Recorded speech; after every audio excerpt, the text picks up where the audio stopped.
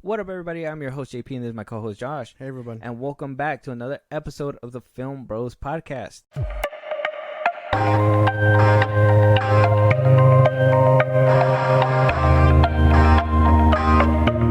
All right, y'all. So we are back for part 2 of our ranking of the live-action Spider-Man. So if you guys have not heard our first part yet, it came out on Saturday. What are you guys doing? Go check that out.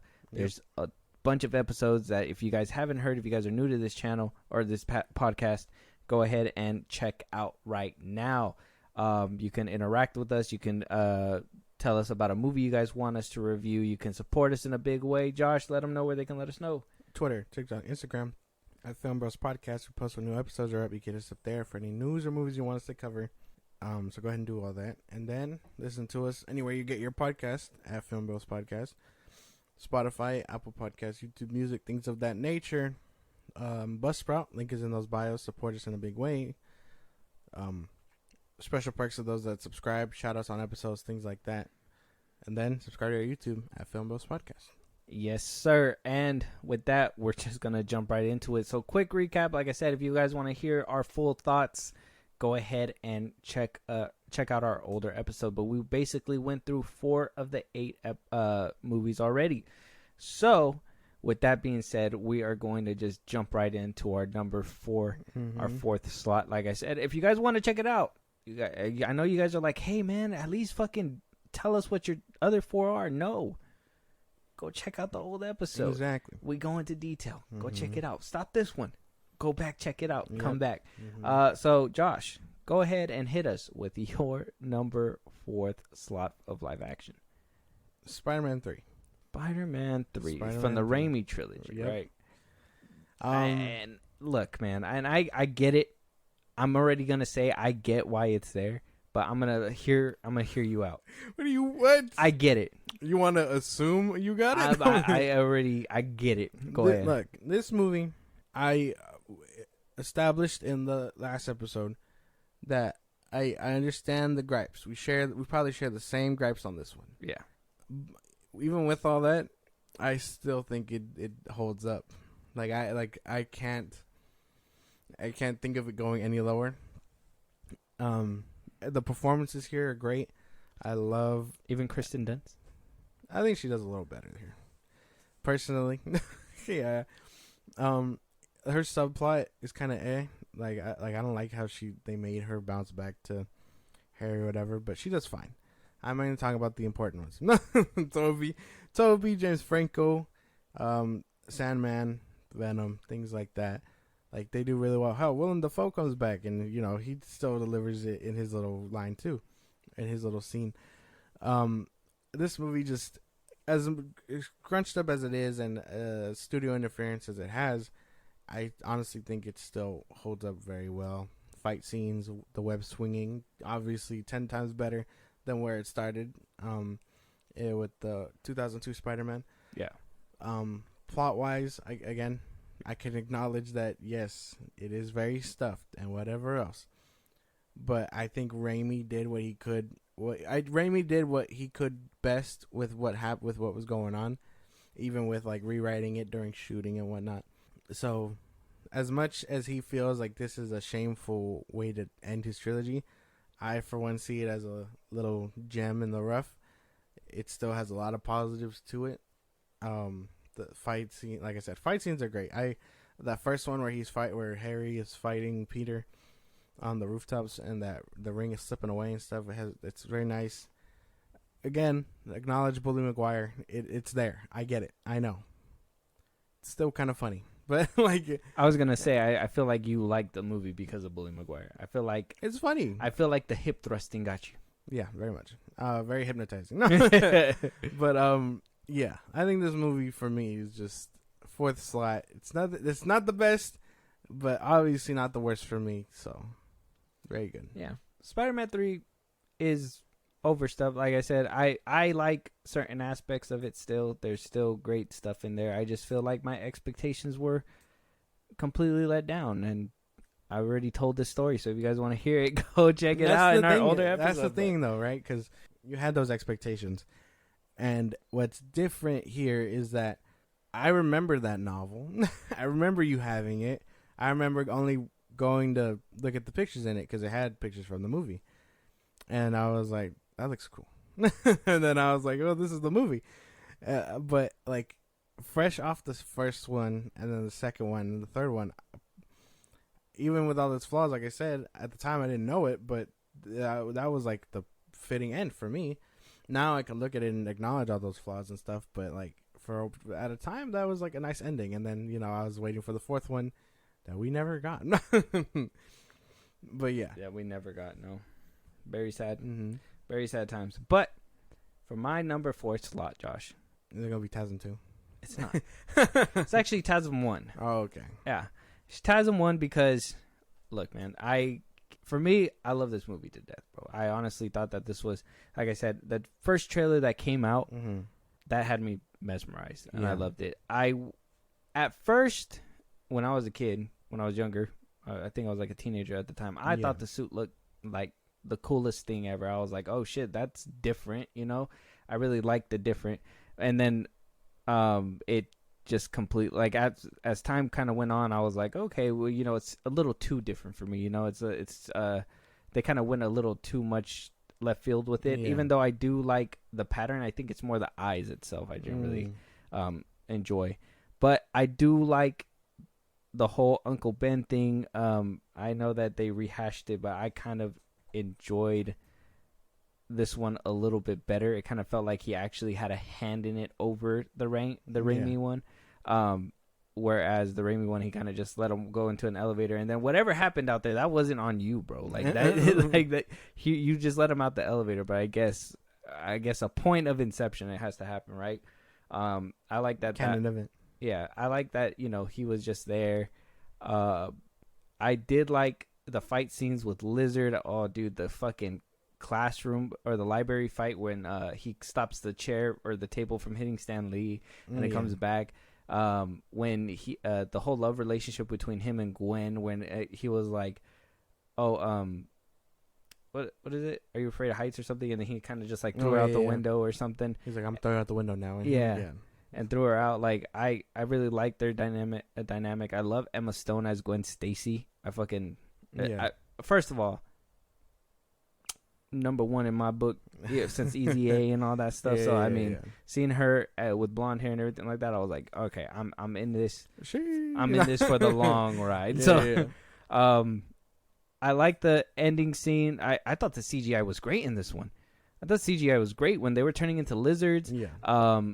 When he was swinging through the city, that one scene where he was like, he felt so down and he like picked his ass back up and fucking webbed the bullet hole that was on his leg, and inspirational. Yeah, that shit. And then like the crane, I guess it was kind of weird how like all the crane men were just like, come on guys, we gotta help him out, and they but I think it was still like an inspirational moment. I love the swinging in this one and in the second one is just chef's kiss. I fucking love the way that he twirls with the web and the way like he actually moves.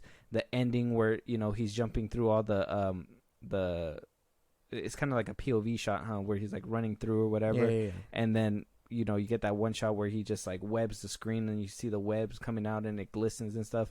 His music was so triumphant. It felt like Superman music to me. Like it was so like, it didn't feel like it was more like or whatever. Like I don't know, like Man of Steel level. It was modernized. It was modernized music. The OG trilogy was before the revolutionary times, was just in your face like triumph music. This one had a lot of subtle stuff. I get what you're saying. Yeah, so it was great for me. I fucking love this movie. Okay, that's fine. I maybe a little too low for me. That's the best I can say. I do agree with you. Like, it is a really good movie. It does have good stuff in it. No gripes, like at all. The gripe that I have, besides the suit anyway. Yeah, the suit, and then I don't like that revenge plot where he just goes and beats up random blonde-haired people all over the people place. that killed his uncle. Well, and I understand that, but like, and I understand the blind rage and him wanting to, just go and capture the dude, and he was just going all over the place. But I'm just like, that shouldn't have. If they would have made it pay off with something, it would have been different. But at one point, he kind of just drops it, and he's just like, "No, I can't do this anymore. Gotta do better. Yeah, I got to do better." But nothing really smacked him in the face to do that. If anything, he just kind of built up his suit, and then once he had his full suit, he was just like, "All right, well, on to bigger and badder things." You know what I mean? And it's like, no, you could have at least closed up that arc where he couldn't find him, and maybe he would have found him and let him go or something, or like took him to jail, or had that rage where I know they kind of teased it with Andrew Garfield's where he was like, oh, I had a blind rage after Gwen died or something. Like, Yeah. if he would have had that blind rage, kind of like how it kind of showed when he was going after these bad guys, and there was a payoff to that, it would have been way better. But I just think that kind of left a little bit to be desired, unless I'm missing something. I don't remember him capturing him at all. Well, no, he didn't capture him. He kind of just let him go, didn't he? Well, after the whole car thing, the whole like bridge thing, yeah, and he saved the kid and everything. With great power comes great responsibility. Yeah. Or whatever. I think that scene kind of plays into the whole dynamic of losing Uncle Ben and all that, because I mean he didn't know it at the time, but well, he was like his dad, and then I guess it's a lot of like, oh, Peter being the one that lost the father, what's it gonna be like for that father to lose a kid, and then he gains that respect and all that, or the knowledge to grow and be like, no, I got to do better. Yeah. Than stopping petty crimes. Although that blind rage is very in character for him. There was a time where he was just like, yeah, I'm gonna do what I got to do, because even in the comics, there's times where Peter gets his powers and he immediately takes it out on Flash. Kind of like how he did in this one, where like he with the basketball scene, or I guess it doesn't really count, but right after he loses Uncle Ben and Flash is trying to be like, oh, I'm sorry, or whatever, and then like he holds him up, like it's things like that where you can tell like they implemented his rage into it. Like he's not this perfectly level-headed guy. He does have rage in him and things like that, anger and stuff like that. And I think that also plays into like, because I think he played a marvelous Spider-Man. Peter Parker, I guess, depending on if you like the modernized nerd kind of thing, like he's a skater, recluse kind of stuff, whatever. Like, I personally dug it.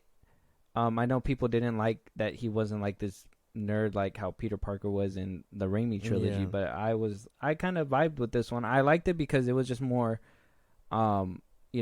he's a nerd and he's more of an outsider, and I kind of liked it. I do think Andrew Garfield's too cool to play an outsider, in my opinion. Even when he was just sitting there lifting up his glasses and everything like that, I was like, nah, this guy's not a nerd. Like, why are they bullying him like this? Here's the thing about that, right? Because by all means, Peter in the comics, he isn't ugly. You know what I mean? He's not ugly. He's just a nerd, and because nerds at the time were uncool, he was just not cool. So I think that's what they got right with Andrew Garfield's Peter, where like he's not ugly, but he's just a nerd and he's a recluse and he doesn't really interact with people. And then Flash bullying him is just that cherry on top, where it's like it really hammers home that he doesn't know what he has. He's not cool. Mm-hmm. And people, same thing. I'll touch upon it now, so I don't have to later. The skateboarding thing is a way to get around New York. That's the best way I can put it. I know, but the thing is that they made him seem cool, though. That's the thing. Not even dorky, because if it would have been like, oh, get off the skateboard or whatever before you get in trouble, and he like kind of slipped off the skateboard because he got freaked out and he picked up the skateboard or something like that, that would have been different. But he just kind of was like, you know what I mean? Like he was like a rebellious kid instead of an actual like, having some kind of dorky side to him. He seemed like a cool guy with a little bit of like anxiety to speak to people. I don't know. I always saw it as like he just uses it to get around New York. It doesn't really make him cool or not cool to skateboard, if that makes any sense. No. Well, I mean, it's just not the skateboard, but it's also like the little things too where, I like where he stood up for the other kid. And I like that they actually showed him getting beat up, but then the whole basketball thing, that was unnecessary. They shouldn't really have done that either, because he shouldn't have used his powers in that way. I don't know. I kind of like that they implemented that, because even in Raimi's trilogy, same thing. same thing. He fights Flash. You know, after bullying him for however long that they just established that, oh no, he's gonna fight him, and then he's gonna learn from it. Well, right in that moment, actually, with Toby's Peter, he hits him. Everyone looks at him like, "What the fuck, bro? Like, you're a fucking freak." Whatever they were, the reactions were. But you can tell that they were all kind of like, "What the fuck?" Yeah. And he was just like, "I shouldn't have done that shit." Like, you see the remorse in his face right after hitting him, and then he runs because I mean, at that point he got shit to do, Spider-Man things to do. but like, I really like that they hammer in that thing, because even after that basketball scene, Uncle Ben is the one that's like, "What is wrong with you? Like, why would you do that? Like, even if he did hit you, that's not how you do things. Whatever. You don't humiliate him like that." Yeah. And so on and so forth. But to Peter, it's just like, why? I was being bullied. He hit me. I'm gonna do this. Granted, he learns not to do that again. But in the moment, it's a lot like, I'm gonna school him real quick, and then he does. So I kind of enjoyed that little thing, because it shows that Peter is still, he's had that courage, but because of, I guess, the confidence that the powers give him, it really gives him the moment of like, no, I should probably hold back from doing this. Yeah. Like, one and done type shit. Yeah. I do like that it was Uncle Ben that was like, what the fuck? You know what I mean? Anything else? No, I think everything else about the movie, I would just say, yeah, just the his take on Peter Parker was kind of meh. I think that they could have done a little bit, gone a little bit nerdier with him to make him feel nerdy, because even in the second one, like, that nerdiness just completely goes away, 100%, and he's just a funny guy, and I'm just like, well, it is what it is, and then it translates well into Spider-Man. Don't get me wrong, but as a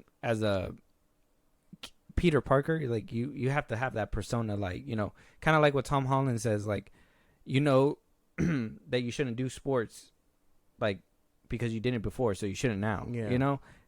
Same thing with Andrew Garfield. Like, he should have known better. Like, okay, I have these powers, but I'm not gonna, I'm gonna humiliate him in a different way. Kind of like how Spider-Man humiliated him in the Raimi trilogy. How you said, he was kind of shocked about it when he, like, dodged all those hits, but in a way that's humiliation, and he kind of just walked away from it and left it alone, because he was like, well, I can't hit him back. If I hit him back, it's gonna be a bad thing. Because even now that I remember it, Uncle Ben tells him, he was like, what does he tell him in the car? He's like, in the Raimi trilogy, he tells him like, oh, that is this because of the fight? And he's like, no, it's not because of the fight. I'm just changing and growing or whatever. And Uncle Ben is the one that hammers in the idea, like, even if you are, like, you shouldn't have done that type shit, like, and then they have their whole argument and stuff.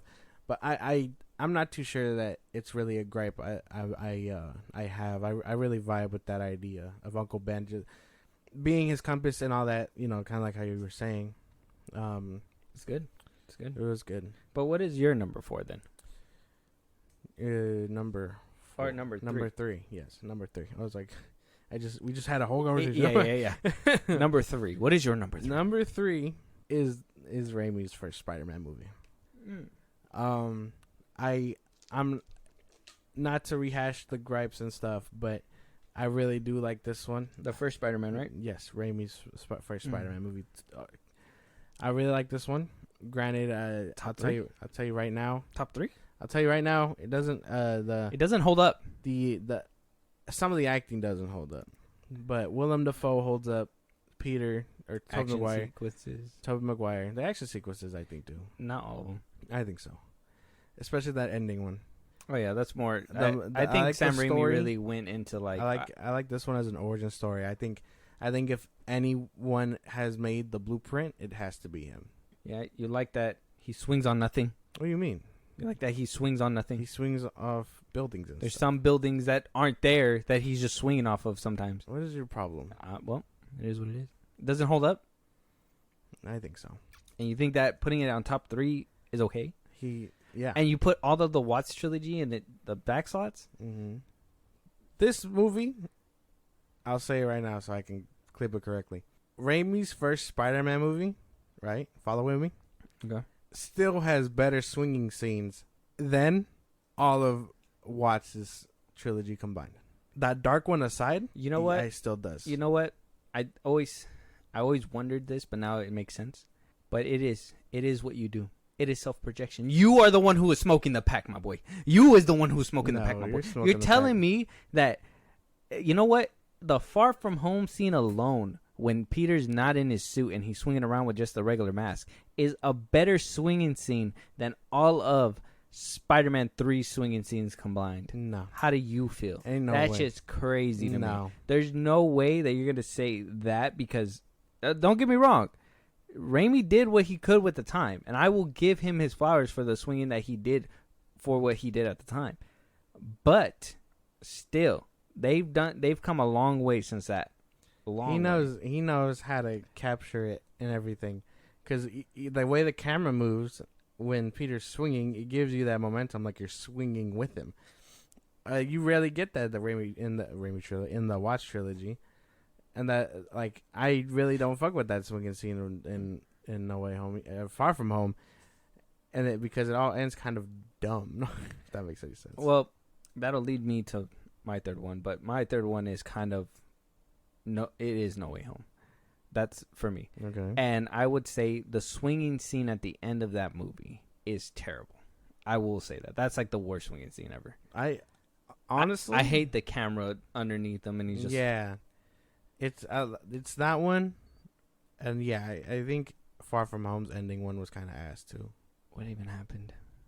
I'm trying to think. Well, he's swinging, with Zendaya, he's and then it's MJ. just the scream and hand, like the Macaulay Culkin look or whatever at the end. I thought it was dumb too, but only because they tried to make it into a gag with MJ swinging into it. I personally thought it was funny at the time. Now when I rewatch it, I'm just like, oh, I know it's coming, so like I already know she's gonna be screaming over the swinging and shit like that. So I'm just like, I'm with it, but not 100% with it at the same time. So, but still better swinging scene than no. I like the first person POV camera on the chest like shots. I like those swinging shots. I will acknowledge that there's some bad ones. I do think Watts just didn't have the eye, and I know people were trying to make a big deal out of it. Oh, the people that worked on TASM 2 swinging scene are going to be doing the swinging scenes for the No Way Home or Far From Home, the both of them, right? But they felt so lackluster. There was nothing nice about them. Nobody's going to ever beat the TASM swinging scenes. I think those are going to always be the like peak to chase after.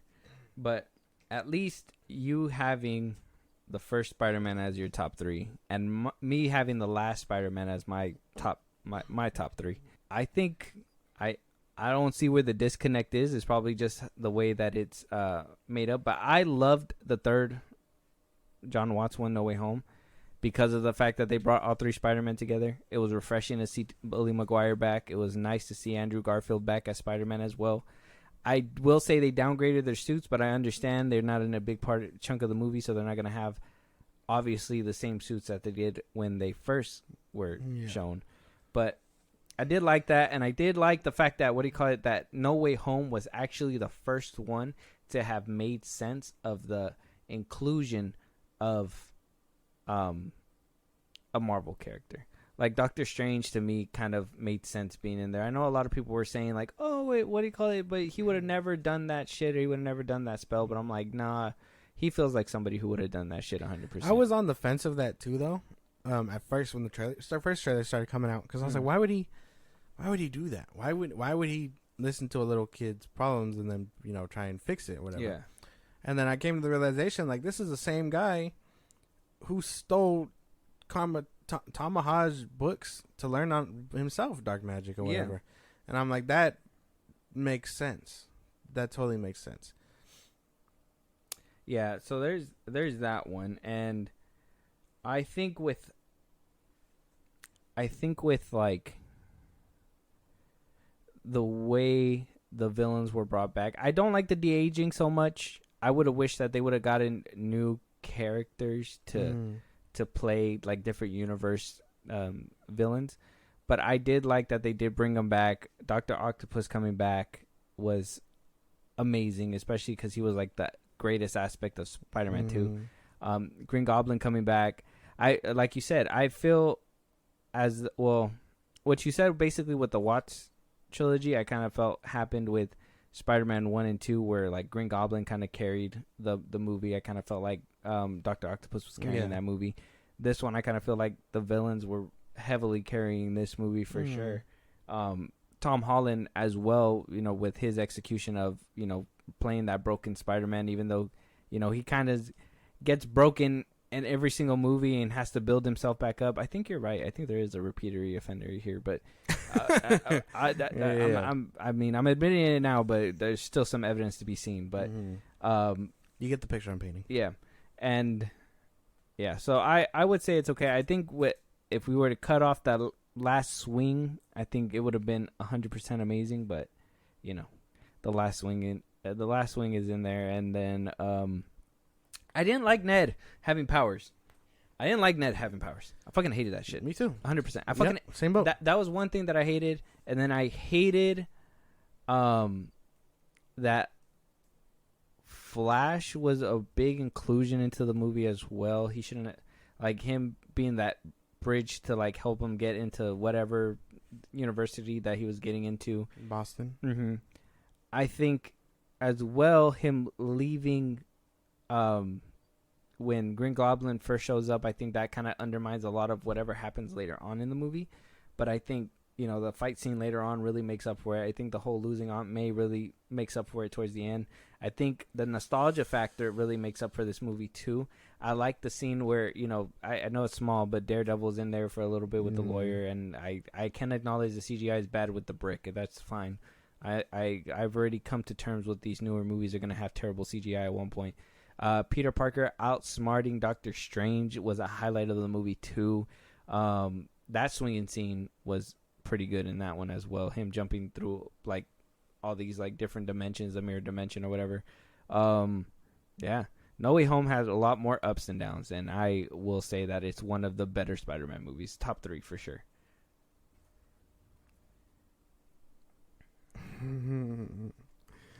I don't know, man. I don't know.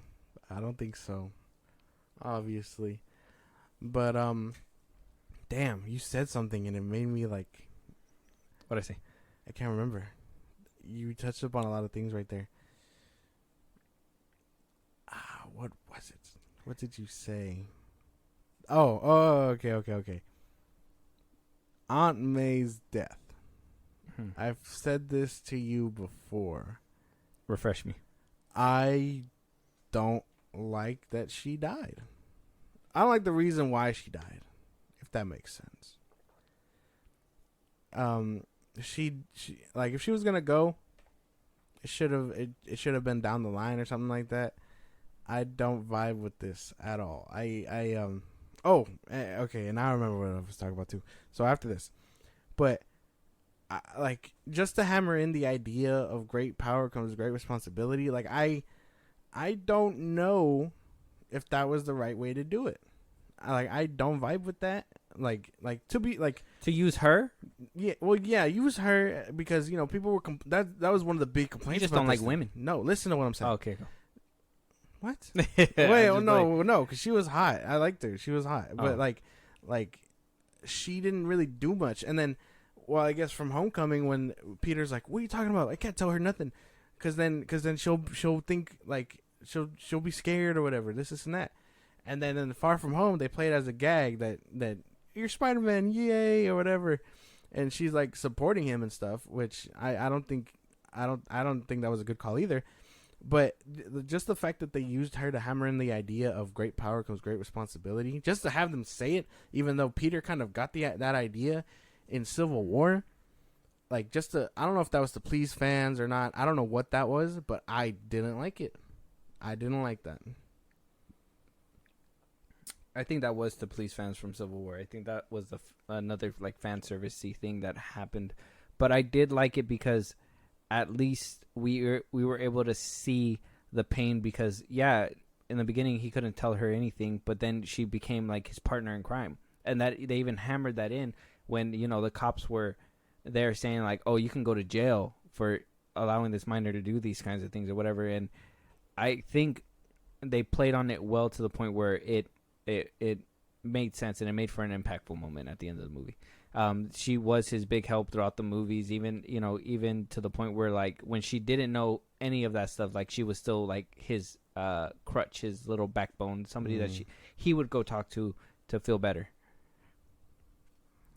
I don't know. And they build that relationship instead of they got rid of Uncle Ben kind of early, obviously. Civil War, you didn't even see him. But for them to build on a relationship for 3 movies and then have that severely cut down by something that he could have prevented if he would have just sent them back like he was supposed to, I think that makes for an impactful moment, 100%. No. I think that whole scene, that whole moment, and then even him talking about it with the other Spider-Man too, or with Ned and them before, like that just that scene was nice. I do like that one. What I didn't like though, that I just remembered midway, was that I didn't like that they downplayed their backstories a little bit in that whole, when they're like in the lab or whatever. Mm-hmm. Like I know it's not their movie, but you're gonna include them. You kind of have to give them some attention. Like when Ned is like, "Oh, what happened to your best friend?" or whatever, or he asked him, "Do you have a Ned in your thing?" And he's like, "No, but I had a best friend or whatever. I killed him." And I was like, that isn't what happened. Or he tried to kill him and then he died. And I was like, that's not what happened. That's a terrible way to downplay these guys' histories. And then they turn around and do great things. Andrew Garfield catching MJ, redeeming himself in that manner is nice. I did like that. But like, there was just a lot of downplaying on their history that I wasn't really vibing with. But you said it yourself, it's not their movie. Well, yeah, but so you're going to include them, they should get some attention. Yeah, but I mean, they gave some attention to the bad guys. Does it not make sense that 6 of them? Huh? That they gave them to the bad guys, and there's 6 of them. Not really. They just kind of blanketed statement, all of them. Oh yeah, you guys were brought here before, and you guys are worried about dying or getting sent back. That basically was the blanket statement for all of them. At least with them 3, they kind of dove into their backstory a little bit. They gave you that little bit, but they're not gonna completely. I think even that if you notice, even that little tidbit where they're like, "Oh yeah, I lost control" or something like that. Like we didn't jump into Toby's history that much, but him saying like, "Oh yeah, I lost control," whatever, blah blah blah. That's what made a lot of people automatically just be like, "TASM 3, TASM 3." It has me screaming out TASM 3. So I think they were trying to minimize that as much as they can by feeding into it, but not overfeeding. And they overfed with kind of like Andrew Garfield and all that stuff. But I think that's because they kind of had a plan with him, 100%. I don't know. I don't really vibe with that. They were.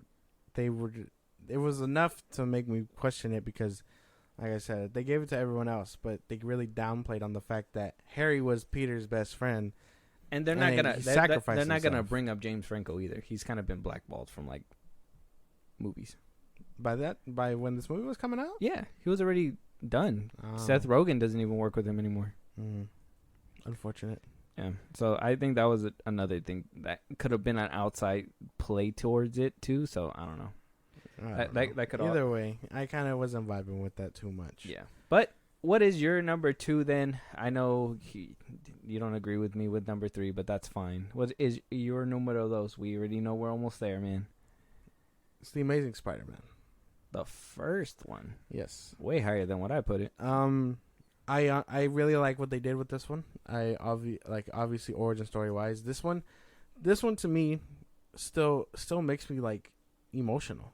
Like everything that you said about it, I agree with. Like the music is triumphant. The scenes really hammer home the idea of like when you have to be sad, it's sad, and when it's time to feel the thrill and action, it does that. Like these movies just do. That movie does really well at just conveying the emotion that it needs to and making you feel a type of way. Same thing with the second one. It just that one just got thrown in the gutter because of all the shit that was in it. But like this one really has me to a hold because I can rewatch it and it still hits every time. The suit, I really like the suit. I know people call it a basketball or whatever. I don't really care. I just like it. I know TASM 2 has a better suit, and I will reign that one supreme. But I like the suit for what it is. Gwen Stacy, again, loved her. The Lizard. I like the Lizard's performance here. I did like the scenes with Uncle Ben and stuff. Like I said, this movie is just very emotional. It does really good things. Swinging A1, like perfection. Like if the first one wasn't there, this would be top spot. That's crazy. That's crazy. But I do agree with you with all those. I can't really say I disagree. I think that there's a lot to be given. I even like the scenes too where like he does nerdy shit where it's like you know, when he's in the sewer tunnels and he put all the webs through the tunnels and everything to feel the vibrations like a spider. Like yeah, like that shit's cool. Him crawling was cool. The scenes in the, like I said, in the hallways, that shit was cool with the lockers and all that. That was honestly top tier, like Spider-Man shit. And I don't know, man. I see why you put it there, so I can't really argue with you. I think number 2 is great. But my number 2 is Raimi's Spider-Man 2. I think it's top tier. Yeah. I think it does what it needs to do. 100% the action scenes hold up. Dr. Octopus and his arms. That one scene that has like that little hint of like Raimi horror where like they're in the doctor's office and you know all the saws are cutting down and all that. That shit's amazing. What was it? With your number 2, and I know that you kind of put it high and you said about the suit and everything like that too, but what was your gripes with that one? Oh, TASM 2? Yeah, do you have TASM? any, them being this high, is there any to not like? Anything? Not really, because I really love this movie. You're in awe of it? It just has to, like it does something different. And at the time, I couldn't wrap my head around that because I was like, it's really good, and I can't really fathom why.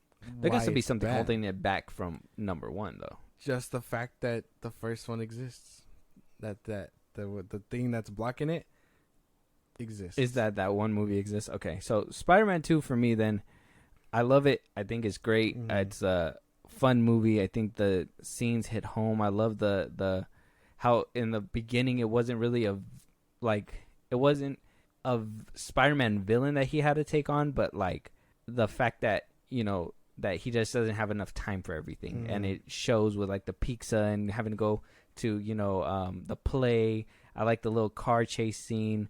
I think it's hilarious with those 2 kids when it's like, oh, like how were you able to do that? He's like, I just ate my vegetables.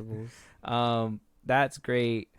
Yeah, the spin-off game that came out of this one too was amazing. I fucking love the spin-off game. Like I said, the only thing with Spider-Man in these ones is that Toby doesn't quip enough, and it irritates me that he doesn't quip enough in these movies. He just goes, hold on, Mary Jane, hang on. Like I'm just like, fucking quip, bro, say something. Like I think that's what really holds this movie down for me is that he just doesn't play a Spider-Man to the T. But everything else is just phenomenal. Everything else is great. I think just him not giving me the quips and that Spider-Man feel is the problem.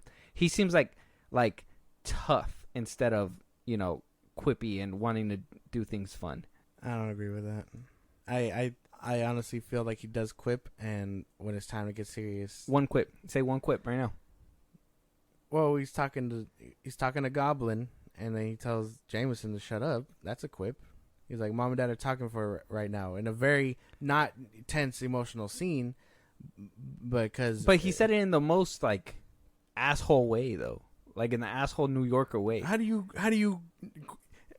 I honestly think if you're quipping, you're kind of being a gloating asshole about it. No, when you're quipping, you're kind of doing it in a playful manner where it's like, yeah. So you're telling me when Andrew was talking to that cop and he takes the gun from him and he's like, I just did 99% of your job. That's technically a quip, but he's coming off as an asshole. But when he delivered it, it was fun and playful. Like I just did, what do you call it? Like really, because he was still mad at the fact that he was, not being able to nab his guy because the cops was being in the way and he shot at him. So he gave him a sarcastic remark, but it was in a playful, fun way where he threw the gun and everything like that. But when Tobey Maguire does shit, he means business. Like, I will fuck you up. Like the way he delivers it is like, I will beat the shit out of you. We call it when he's talking about when he's talking to Sandman. He's like, what is he in the back of the bank car or whatever it's called, the truck, when he's like, "You must be new. I'm the sheriff around these parts." That's a quip right there. And then he shuts up and he gets his ass beat. Okay, that was one. But he doesn't say. That's what I'm saying. The delivery about it isn't fun and playful. He's just like, "I don't think you heard. I'm the sheriff around these parts," or whatever. And then he gets his ass handed to. And that was just basically it. But if it was like Andrew Garfield's quips, his are quippy. The way he emotes is amazing. I think. I can't think of a quip. While you think about that, when the first time he goes to stop Otto Octavius and the experiment's getting out of control, he's like, "What are you doing?" "I'm pulling the plug." That was a quip, and then he pulls the plug and kind of fails. He didn't say it in a quip thing. He was like, "What are you doing?" He's like, "I'm pulling the plug." Like he said it in a way where like immediate danger was happening, not even in a fun, quippy way. I think that was meant to be No, none of he doesn't say anything in a fun, quippy way. Yeah, he does. No. I just don't think that he plays Spider-Man in a fun way, and I think that's what I think he plays him in a more serious kind of tone, and I think they try to balance that out with Bully Maguire in Spider-Man 3, and I just think it failed horribly. Yeah, because I don't know. I just think that his Spider-Man needed work. I think everything else was great. I just think the quips and everything were lacking. There was no like comedic humor out of it. Not even like even the fight scenes in like TASM when he's like when he is fighting with the lizard and he is doing those little quips or whatever, like he's jumping around, he's playing, and then obviously you want more seriousness in your fight, but at the same time that's how Spider-Man's style is, and they took that to obviously Sam Raimi's a serious kind of director, so he's gonna take those fight scenes seriously and he's not gonna put all those quips in there.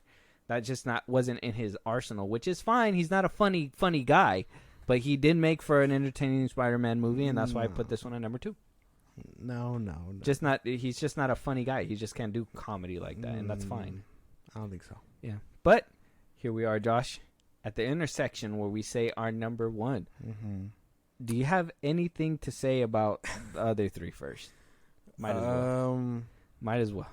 Or you want to wait until after you say number 1? You said, I'm sorry, give me your last 3 again. My is Amazing Spider-Man 1, yes, No Way Home, and then Spider-Man 2. I do think No Way Home is too high. Obviously, you think No Way Home is too high. But TASM should be a little higher. Like, honestly, I think you probably could have swapped them and it would have been fine. TASM deserves more respect, I think. Yes, I would say TASM should be a little bit more up there storytelling-wise, but I think that they really drew me in with No Way Home with the whole nostalgia bait and everything, so I think that's why I put it up a little bit higher.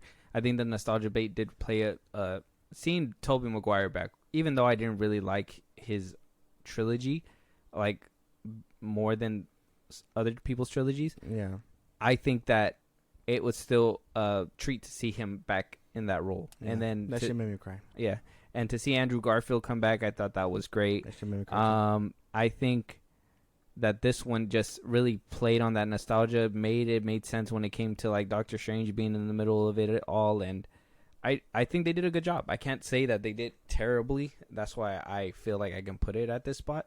But yeah. And what was your top 3? Or 4 through 2? Yeah, 4 through 2. I'll tell you right now. Give me a second. Well, it was Spider-Man 3, and then it was Spider-Man, and then it was TASM. Yeah, Spider-Man 3 is way too high. That shit's way too high. There's no reason for you to have it that high. That's like the worst offender in a Spider-Man movie, and that's like the highest you could. Like, why would you put it that high? Because I find it enjoyable. Because I'm telling you, it's the hip thrust, bro. I'm telling you, very hypnotizing. It's just I don't know. I like I said, I can acknowledge its faults, but honestly, I think it has more W's than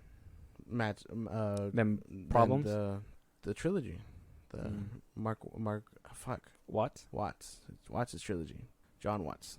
Yeah, Spider-Man 3 to me is just it's not. Yeah, I gotta like chalk that up to like childhood trauma. I think I was traumatized. Yeah, you were interfered. I was traumatized by studio interference, and that's the shit that sucks. Yeah. But I guess we're here, and I guess we're at this point where you can go ahead. Actually, we'll say it together. Yeah. 1. I'm so scared. Oh, I kind of configure what it is, but okay. 1. All right, you go first. Just go for it. What? No. You first, and I'll say mine's after. before you start My speaking? first one is Spider-Man 2. The Raimi trilogy? Raimi trilogy. And my number one is Mark Webb's Amazing Spider-Man 2. And look, man, we're on totally different sides of the spectrum, but I feel like we're the same deep down inside. I feel like we both just have a love for Spider-Man, you know? Before you fucking just try to thrash me. This list was, I mean, built off the love for Spider-Man. It's right. just they all have places in the heart. It's just when it comes to ranking them, they got to fall in line. Yeah, which one's the redheaded stepchild weekend? Basically. For me, that's oh my God. You know, go check out the last episode if you guys want to know which one that one is. But look, I'm gonna tell you right now, I didn't mind the parents.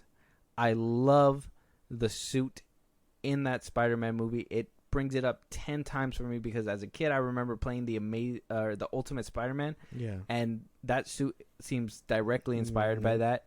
I love the quips that he throws in this one. Like I said, it's still a problem with the Peter Parker part. I think they didn't truly nail both sides until Tom Holland came along. But I think for what it's worth, the charisma that he brought to the table, the charisma that Goblin brought to the table. Yeah. Jamie Foxx as Electro, I know a lot of people say, oh, he's blue. I personally like that take. Yeah. I really enjoyed seeing him like that. The Gwen and Peter love thing, amazing to me. It sucks because you know that it's studio interference, and I think it's because this one's near and dear to my heart that I can overlook the studio interference. I know for a fact that at one point Mary Jane Watson was supposed to be introduced at one point throughout that movie. Yeah. And they just added scenes that they were supposed to be brought back together for the ending, and then they were gonna push her to the third one. But I think it would have worked better the other way because at least then he would have kind of moved on, and then it would have been more heartbreaking towards the end when that scene had happened. If he was falling for somebody else, and then he the one that he loved or whatever bites the dust like that. Yeah. But I still think it made for an impactful scene. The scene is beautiful. The CGI is great in this movie. The swinging is fucking insane. TASM 1 turned to 10. I don't know, man. There's no L's in this movie. I can't. Besides studio interference. That's outside. I can understand. I can understand the love and the passion for it. Because after watching TASM 1, you would really think like TASM 2 is right behind it. But for me, it's just where it falls, man. Because all that stuff I can't ignore. I can't ignore the studio interference. I can't ignore the bad parent plotline I don't like. It's not a bad parent plotline. Well, to me, it's bad. It's bad. Just say parent plotline. To me, it's bad. If you're indifferent, you're indifferent. But it's just I can't overlook that stuff, even as beautiful as the movie is, because I can acknowledge that it is very beautiful. It has that bridge scene with the webs and the "I love you" or whatever, and the sunset. It's a great love story. I can acknowledge this. Yes, wow. It is everything that TASM 1 was. It just felt cluttered and again had dusty ass studio interference on it. And that's just where it falls because of all that stuff. And like I would have loved to give it higher, but I just couldn't. But I get the love for it. I do. I understand. Spider-Man 2 taking top spot though. Honestly, it's just something that like it makes me feel good after watching that movie. Like I can't put my finger on it. It's something that an emotion I feel afterward is like satisfied. Like after everything that Spider-Man does in this movie, Peter Parker does, every decision where he does something and then something immediately backfires, like him choosing to be Spider-Man over Mary Jane, even though he wants to be with Mary Jane. Harry finding out that Peter is this person that he thinks murdered his dad, but Peter having to brush it off because he has other shit to do, like save Mary Jane and stop Otto Octavius and this and that. The point of him not being able to confess to Mary Jane that he loves her or whatever, taking away his powers, like I know that sounds silly, but I love that so much because it's just another mental barrier that he had on top of, not being able to pay rent and this and that. It'd be almost coming to be homeless. My boy couldn't get pussy, So he got mad and lost his powers. It wasn't because he couldn't get pussy. Okay, that's not it. He couldn't get used up MJ roast beef pussy. You're dumb. He just, I just love it so much. And the swinging here, again, amazing. That train scene, amazing. The suit, amazing. Like, it's so good. Such a good movie. I will say that scene where the car gets thrown into the window when they're about to like kiss and all that stuff is still and forever will be. I mean, fucking what was it? Into the Spider-Verse copied it. Mm-hmm. It's a great scene. It's a beautiful scene. I think it was well made. The CGI does get wonky when he carries Mary Jane away into the buildings, but you know, a little nitpick from yours truly. Whatever. The fight scene, the train is still iconic. James Franco's inclusion was pretty good, but could have probably been unnecessary in my opinion. Maybe could have focused a little bit more on the whole love effect, or maybe even had introduced Gwen Stacy in that movie, and then brought back James Franco for a harder hitting threequel. But I like the way that this movie ended too. I can't say that it ended satisfying for me, because I felt like that should have been the last scene in his trilogy, if that makes sense. I feel like him getting the girl, him swinging off to save the city, it was great. And me knowing that there was another movie coming behind it, growing up, I was like, oh yeah, this was perfect, but why didn't they just stop here? It's kind of like, it's that Empire Strikes Back syndrome, when the sequel's better than the first one, and you think that it should just end right here. I even thought Empire Strikes Back should have probably ended where it was at too.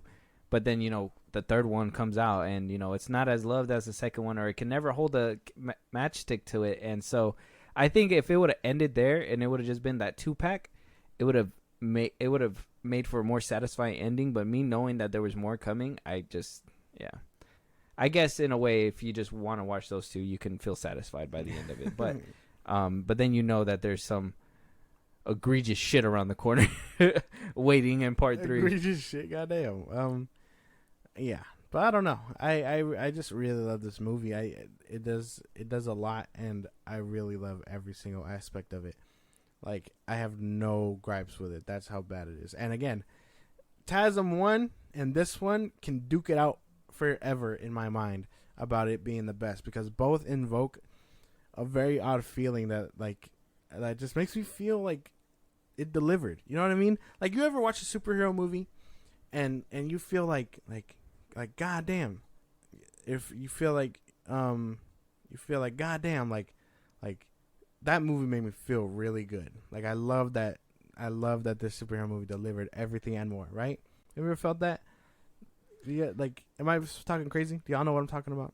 I know what you mean. I felt that before too, but it's just not with this movie. Both, I think I felt that. I think I felt that with TASM 2, because even with like me not getting a TASM 3, which felt so bad and everything, and that's why I put this one at number 1, is because he had that full arc within the couple of movies where he was down bad. He had to get back up. He lost the love of his life, and then he was getting right back on the horse by the end of the movie. Mm-hmm. Yeah, it teased some bigger things happening, but it kind of reminds me of like what Zack Snyder did with Justice League. Having those great thread lines, kind of, gonna show you what was gonna happen, but then cut short. Yeah. But I think if it stopped where it's at right now, it still leaves you with that wonder, but then you have the little inclusion of what happened with No Way Home, and that's what makes you want a TASM 3.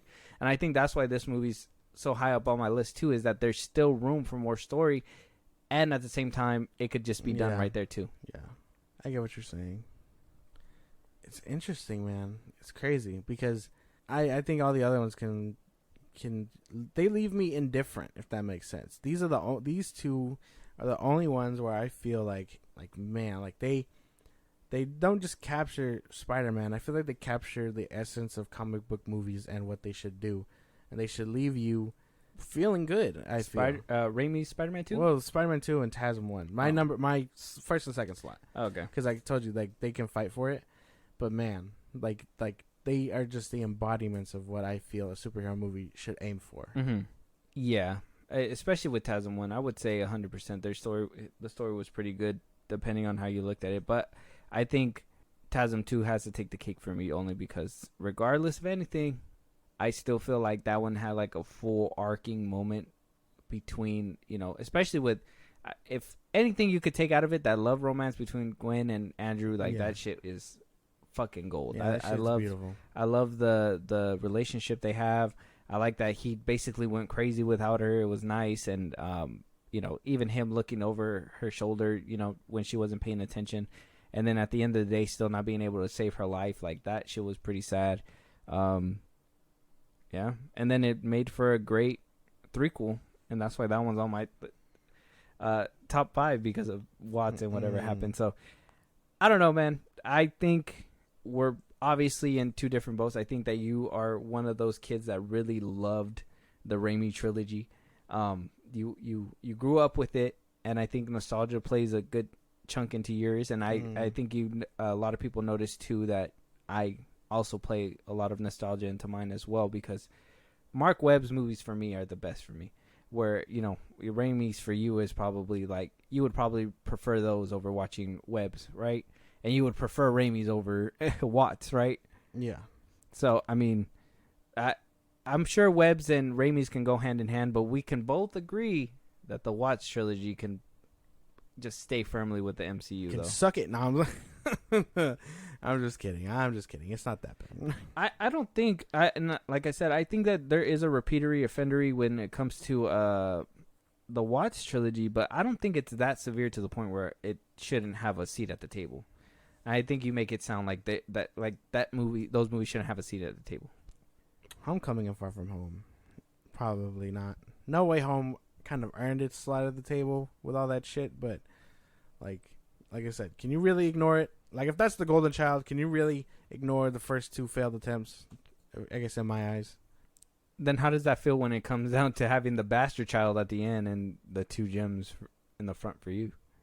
Oh yeah, Spider-Man 2, Spider-Man 1, and then Spider-Man 3. No, like, you can look at Spider-Man 3 as the bastard child. I still do. It doesn't hold up as well as the second one, and the first one is obviously better than the third one. But all 3 of them together still tell a cohesive story, if that makes sense. Like it all comes full circle, because I think they tell that cohesive story pretty well. Top 3 villains? All 3 of them. Like Spider-Man villains, like from the movies. Yeah. Willem Dafoe's Green Goblin, Dr. Octopus, obviously, and I would say Michael Keaton's Vulture, just so I could sprinkle it out. Okay. I did like Electro. Vulture be number 1? No, Willem Dafoe Goblin. Oh, okay. William, and then Doc Ock. Yes. Okay. Very good. I would say. Damn, this is hard. Goblin first, especially what happened with No Way Home. Yeah. I gotta give it to him first. Flowers where flowers is due. I'm not gonna lie. A lot of people don't like him, but I genuinely like the Lizard's character. Him looking for perfection, and imperfection. It's great. And then it could be a tie between Doc Ock or Sandman, because I kind of like Sandman's arc too. I think me growing up and having that father relation to it, I think it really made it bigger for me than what it was when I was a kid. So I would say that, and then Doc Ock fourth, if anything. But I think they could fight for third. 100%. That's crazy. Yeah. Yeah, I don't know, because Willem Dafoe does his shit, and like even with what he does in No Way Home, like I still feel he does really great in the first one. And Doc Ock, honestly, oh man, he's so good. I really can't nudge him away. I know in No Way Home they made him look like a dummy. Or I say look like a dummy, but he wasn't as menacing, I guess, if that makes any sense. Mm-hmm. And then, Vulture, I did find him very menacing. Again, a highlight of Homecoming. And then everyone else kind of falls in line. Like, I did like Electro. I did like Dane DeHaan's Green Goblin a little bit. James Franco's Green Goblin is nice, or New Goblin, whatever you want to call him. Venom, and then Mysterio. One thing that I brought up and you didn't really answer is and I kind of want you to rank your Spider-Man after this too, if you can for me. But like, what I said previously that I feel like Toby embodies a good Peter Parker, but not a good Spider-Man. Andrew Garfield to me embodies a good Spider-Man, but not a necessarily great Peter Parker. Yeah. And where Tom Holland for me embodies both. Mm. You agree with that? Do you disagree? What do you think? I don't know if I agree to a certain extent. How would you see it? Because I feel everyone says that. I feel like everyone sees Tom Holland as both best of both worlds, but I don't know. I don't know. Maybe it's because the maybe like I said, and this is why I try to avoid comics in general when talking about these things, because these movies are based off thousands of years of comics at this point, hundreds of years, and it's just like what the fuck, you know? Like how can you really just pick one iteration and be like, no, he's following this to a T? And I'm sure to a certain extent, Tom Holland's Spider-Man plays both pretty well, but I think if I had to pick one that does kind of both very well, would be Andrew Garfield. I think he manages to do both pretty well. Tobey Maguire's Spider-Man is pretty they do what they can, but you can tell it's very dated also. Like the nerd in 2002 isn't the nerd of 2012, and then the nerd of 2012 isn't the nerd of 2017 when Homecoming came out. Yeah. So they're two different things, but I don't know if Tom Holland for me embodies both. I think he's a little too wimpy for me, if that makes sense. It probably would have hammered the idea home if there was a Flash to exploit that wimpiness, but he kind of just felt like a loser. Not really like a nerd, but like more like a loser. He wasn't really anyone's punching bag, if that makes any sense. Oh, so loserish, Yeah. not nerdish. Yeah. Like he hung out with Ned or whatever, but like they didn't feel like nerds to me. I felt like he was a nerd. I felt like Tom Holland was a nerd. I think he was great. If you can rank Spider-Man, how would you rank him? The best portrayal of Spider-Man. Go. What? 1, 2, 3. God damn, that is a tall order. The best. It's easy. Easy for you. Yeah. Spider-Man, Andrew Garfield, Tom Holland, and Toby. If I want to go down Peter Parker's, I'll do fucking, I would say Toby, Tom, and then Andrew for Peters. Spider-Man, Andrew, Toby, Tom, and then Peters, Toby, Andrew, Tom. Still same order? I think you said in the same order. Did I know? Yeah. No, Spider-Man is Andrew, Toby, Tom. Oh, okay. And then Peters, Toby, Andrew, Tom. I switched. Oh, you put Tom at both bottoms. Why do you hate this man so much? You just want to stab him. I don't want to stab nobody. No sharp as knife. Yeah. But yeah, that's the best way I can put it. I really don't have any gripes. I feel like Tom at the moment has the best option to redeem himself. Obviously, Spider-Man 4 can totally like be the best of him, or yeah, tank. but with the MCU, I don't know, man. Yeah, I don't know. that's how a good big it's if. gonna be. That's a big if. Yeah, I don't know how but good it the could be. path that they left them on in No Way Home leaves potential. So you think he still has a shot? Well, yeah, obviously I think he's very redeemable. If Andrew Garfield shows up in Venom 3 and proves that he can also be redeemable, then shit, this whole list can change. That's true. And if you guys want to see that, let us know. But I don't know, man. What do you have any more for me before we start closing out this episode? Rank suits real quick. Oh, suits. Well, it depends because everybody like basically changed suits. Top 3 suits, I'd say. Okay. Top 3 suits. Okay. I would say, right off top, pop. Did Toby's didn't really change, did it? Yeah. It changed between the first and the second one, yes. And then in the third one, the lines just got more defined. The webbing around the suit. It was just more like popped. Huh? It was more silver. But in the second one, personally, I think the second suit looks best. I want to say the third one looks the best for me. Spider-Man 3. Yeah, but out of his trilogy. But if I wanted to rank them, I would say I love Andrew Garfield's suit in TASM 2. I like Raimi's third Spider-Man suit in Spider-Man 3, and then I liked Tom's what suit is that one? Fuck. Not the first one. I hate the first one he wore. I didn't really like the one in Civil War either. It was the one that he made with the black. Oh, the Far From Home suit. Yeah, red and black. There you go. I like that one. I really think Spider-Man looks better with some black on him. Well, yeah, it does. I think the one thing that throws me off about that suit though is the white spider in the back. Yeah, you're right about that one. That one's yeah, but it's because it's the black suit, huh? Yeah. Yeah, they need something defined, and like Spider-Man's natural design is more blue on the sides and red everywhere else. I would say right now, I hate the No Way Home flip suit shit. That shit was disgusting. Oh, where he like makes it into like he just flips it inside out. Yeah, thing. Yeah, that would probably be the worst one. That's the worst one, 100%.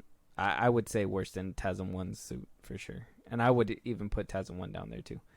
It's the eyes, man. The eyes, they fucked it up. I would say Spider-Man 2's Raimi suit, just because it looked red and blue, but it was like a dark blue where in the sun it looked black. I loved that shit because it was a mix of both.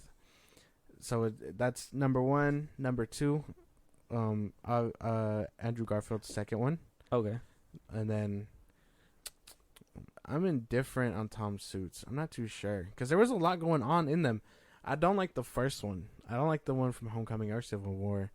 The red and black one, again, like, it looks fine, but it's just the white spider, and I feel like his head looks big for some reason. Mm-hmm. I know he only wears it for a little bit, but I think if I had to pick one, it would be the one with the gold that he wears in No Way Home. That would be third spot. The mixture of the Iron Spider suit with it. Yeah. I don't know. I really thought that one was ugly too. Who had the better Aunt May? Not Hot Wise. I don't want you to say Raimi's Spider-Man. No. Raimi's. Grandma had it going on. No. I think, for me at least, I think Tasm's Aunt May was the best one. I kind of felt like she felt the more mommy. Like, not like, oh, she's mommy, but like she felt like she babied mom-esque. him. Yeah. Don't say mom-y. Yeah, sorry. It has that mom-esque to it. Yeah. I like that. That's... Yeah, I'm not too sure. Because I like Raimi's Raimi's Aunt May to me felt the best one because she felt like that guiding hand towards the end. I keep it a buck. I feel like she was a bitch too. What the fuck? She was rude, man. Oh, it's your fault that look, in Spider-Man 2, man, he has a whole emotional moment where he says to her like, I think I was the one that let him go. And what does she fucking do? Does not talk to him for days. No, that's okay, man. Like, but I'm going to need a couple days off. She was just like, get out. She walks away to like come to the realization. Still, like, what do you mean still? You find out this older lady. She should understand, like, how at first she kind of understood when in Spider-Man 3 with the whole like ring thing, like she understood that, but you're telling me that the passing, especially that it's been a few years after, right? And she still just gives him the cold shoulder when it's been eating him up inside for a while. That's why he lied and held it from her without actually telling her for years. I think that's completely valid, her reaction. And then he goes to her to apologize and stuff, and she's like, it's fine, like it's in water under the bridge type shit. And then she gives him that emotional speech to go and try and be Spider-Man again. There's no way she's a bitch. There's no way. What the fuck? Right after that, yeah, she's like, oh, I'm over it. But then she's moving, right? She didn't even tell him that he was moving, making him feel guilty. Like, oh yeah, we're not talking, but I'm gonna still move. Oh, why didn't you tell me you were gonna move? Oh, you're a busy boy. You don't need it. Plus, I have this guy. It's like, you could have easily made up with him. You could have easily called him over to help you move, but you didn't. And then right after that, they have the bank scene. So all of a sudden they're good, and now I'm gonna help you get a loan. The fuck? The hell? And a free toaster at it as well. It's crazy. Remember in the newspaper? Well, no. He was like, "Oh, that was like a minimum deposit or whatever." I think you're getting your scenes mixed up again. Am I? Because that bank scene happens before all. Before the whole before the reveal and all that. Yeah, because by then Peter had lost his powers and stuff, or quote unquote lost his powers. With the reveal? Yeah. Oh, that's right. And Yeah, then right after that, it cuts to MJ kissing what's his name, like she kissed Peter or Spider-Man, whatever. Oh, okay. Yeah. Yeah. No, but still builds up on that. Man. No, Still. I don't think so. She was just. I think she embodied more of that figure to be like now that Uncle Ben's gone, she's just that mother-like thing. Second place would go to Mark Webb, Tasm, Aunt May. Okay, but you liked that Aunt May better, Yes. truly. And then third place again, just because I feel like they didn't know what to do with her, and then at the end they made her this pivotal point for Peter's character. It felt random as fuck to me. I just felt like she was too friendly. Like I felt like she was. Her and Happy's relationship threw me the fuck off. I was like, "What the hell is this?" I'm like, what the fuck? You're his mentor, but you're smacking his auntie? Like, what the fuck, my boy? Like, have some shame. Have some decency, my boy. Like Tony was after that too. It's like, Tony's dead. Here's Aunt May. Smack. It's like, hey, whoa, hey, And then Happy, what are you doing? By the end, he's trying to dump her. And he's just like, I can be flexible or whatever, and like trying to plead with her. I'm like, bro, she denied you. Go away. Walk away. Yeah, there's that that whole dynamic was just weird for me. Fucking, was it the second part where they break up, or was it the third one? It was in the second one is when he goes out of town and everything, and he's over here just beating cheeks while he's like on vacation. That would be the best way to sum it. Yeah, he's like, why are you whispering or whatever? Or he hears his Aunt May. He's like, are you with my Aunt May? He's like, yeah. And then she's like, who's that? He's like, it's Peter. Talk to him. Yeah, he was straight macking on his aunt. Damn. Yeah, Antonio was trying to hit it too. Yeah. Yeah, she kind of felt like a piece of meat throughout this thing. She was eye candy, and then they were like, "Oh, she has to be important now. Eye candy's dying, so I feel so bad." Okay, and then I guess who played a better best friend? We can't go off of Harry Osborn, but who played the best friend? James Franco. James Franco is Harry. There's no way. I think they tried to give you that relationship, but because they shoehorned him in last minute in TASM 2, it didn't feel as organic. And then, I fucking hated Ned. Yeah, as harsh as that sounds. Yeah, I don't really like Ned either. I think he was just a weird addition to the whole thing. I think TASM 2's Harry Osborn was just... I liked him. It's just James Franco being able to flesh out for all three movies, show off that sweet side, the playful side, the mischievous side, all that stuff. Yeah. Like, he was able to play that well. The whole turning behind and giving him that evil look when he was eating that whatever the fuck he was eating. Pie. How's the pie? The so pie. Good. Oh yeah.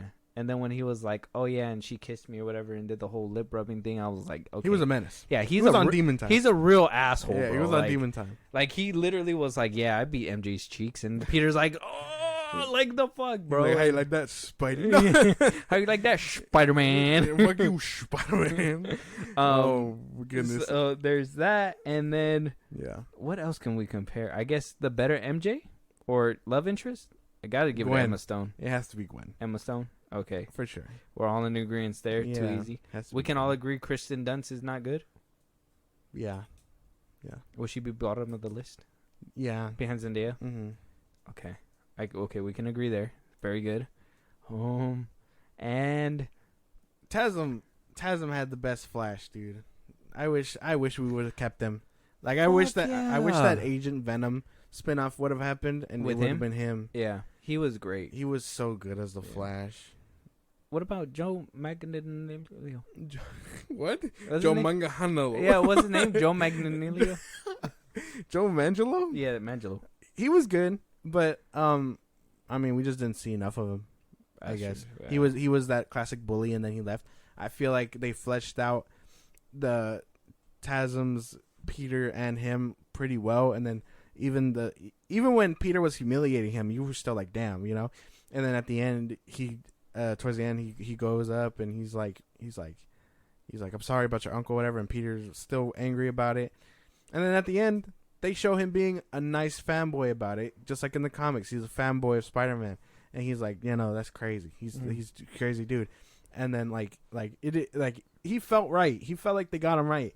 And then in the MCU, he's nowhere near that. And I'm like, I can't take him serious. Yeah, no, they did him dirty in the MCU, 100%.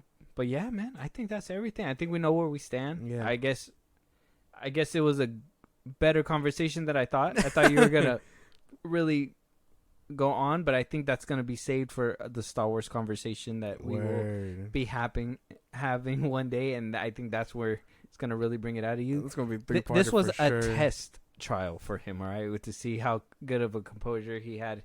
He kind of lost it in the first episode, so go check that one out. But this one, It's because you were smoking meth. No, I'm not. Yeah, you're smoking like 3 packs, my boy. That's crazy. You literally said Toby's better than Tom Holland. I don't know what to say, but we want to know your guys' thoughts out there. We want to know we want to know your guys' rankings for Spider-Man. We want to know who you guys think is the better Spider-Man, who deserves another movie, because we did hear too, Spider-Man 4 might be coming out. If the strike is over, we're hearing TASM 3 might be happening. I mean, all these rumors, we're hearing a Spider-Man 4 is happening with Tom Holland and with Tobey Maguire, separate. Could be happening. Tobey might be coming back for Secret Wars. Let us know where you guys want to see your Spider-Man next, whichever one you guys claim as your Spider-Man. There's 3 rebooted ones. With that, though, Josh, let them know where they can talk to us, where they can let us know all their answers, where they can go ahead and let us know what movies you guys want us to rank, what movies you guys want us to review, and if you guys want to support us in a big way. Twitter, TikTok, Instagram at FIlmBros Podcast. We post when new episodes are up. You can hit us up there for any news or movies you want us to cover. Listen to us anywhere you get your podcasts. That's Spotify, Apple Podcasts, YouTube Music, things like that. Subscribe to our Buzzsprout. It's kind of like a Patreon. You help us grow. We recognize you for helping us grow with shout outs on episodes, and things like that. And on the bonus side, you get perks when you do. Like, things only meant for subscribers type stuff. And then subscribe to our YouTube at FIlmBros Podcast. That one's free. So yeah, and with that being said, we'll talk to you guys on the next one. Talk to you guys later.